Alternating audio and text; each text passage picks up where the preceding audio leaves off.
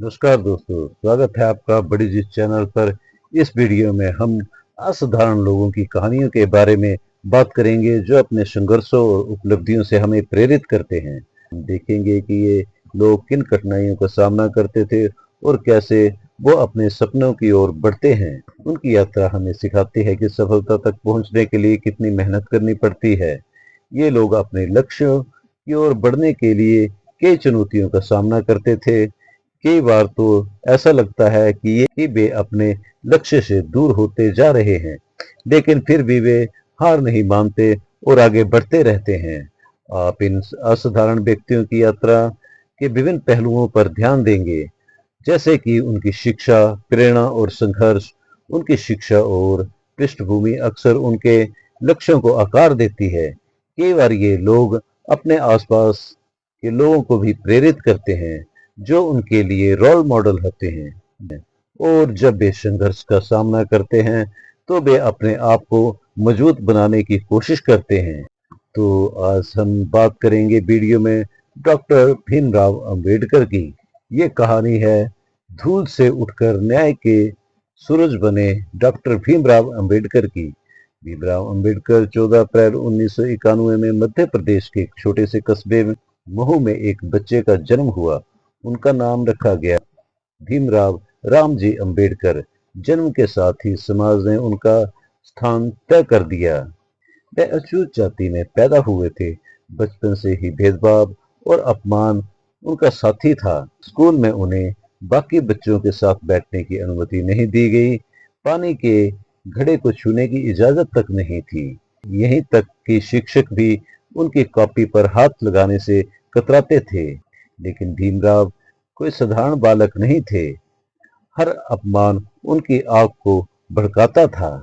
उनके पिता जो सेना से रिटायर थे, उन्होंने अनुशासन और शिक्षा का उन्हें महत्व सिखाया।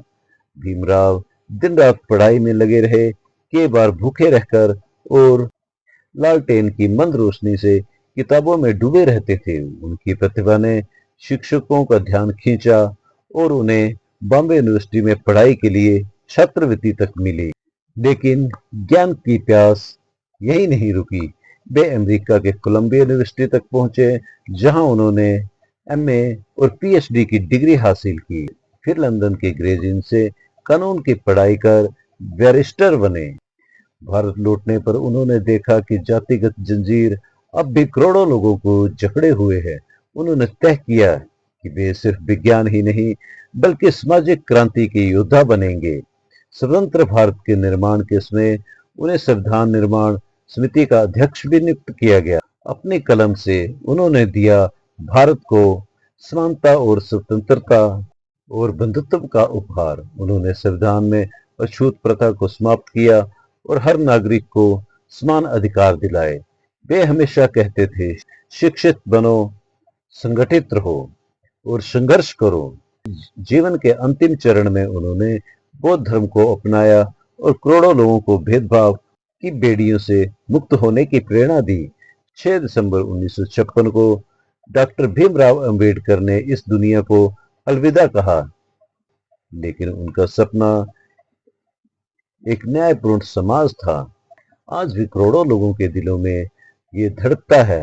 आज हम उन्हें सिर्फ भारतीय संविधान के जनक के रूप में ही नहीं, उस महापुरुष के रूप में याद करते हैं जिसने साबित किया, कोई दीवार इतनी ऊंची नहीं, कोई जंजीर इतनी मजबूत नहीं जिसे तोड़ने का हौसला सच्चे इरादों से बड़ा हो। अगर आपको ये वीडियो पसंद आया हो तो हमारे चैनल बड़ी जिद को सब्सक्राइब करें और इस वीडियो को लाइक और कमेंट करना ना भूलें। धन्यवाद फ्रेंड्स।